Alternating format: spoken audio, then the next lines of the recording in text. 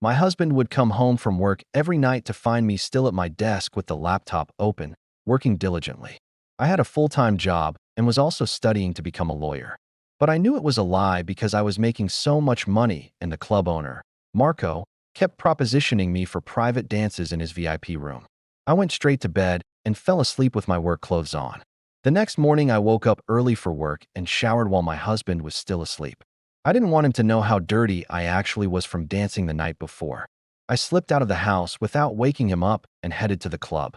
Then I walked out of the club and left them both standing there, stunned and confused. I didn't look back. I wasn't proud of what I'd been doing, but I knew I had to do what was right for me. I deserved better than the lies and the deceit. And maybe, just maybe, my husband would realize that too. I turned it down every time, but I did start flirting back. I was flattered by the attention because my husband didn't really compliment me, so I worked a lot. But I never told him I was also moonlighting as an erotic dancer at a local club. I justified it to myself by saying I was just dancing, not doing anything sexual. It was after midnight, and I was exhausted. One night, I came home particularly late. "You were supposed to be at work?" I said.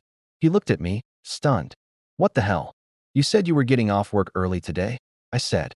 "I did," he replied. "But what are you doing here?" I was furious. Why wasn't he at his office? He was supposed to be working overtime. And I was so tired I just said yes. It was busy as usual, and I was exhausted, so I didn't put on my usual happy face. He didn't answer my question, but suddenly it didn't matter. But why? Was he cheating on me? Had he suspected something else? In that moment, I knew I couldn't keep up the charade anymore. I was done being a liar. I just went through the motions and twerked my ass off until 8 p.m. when it was finally time to clock out.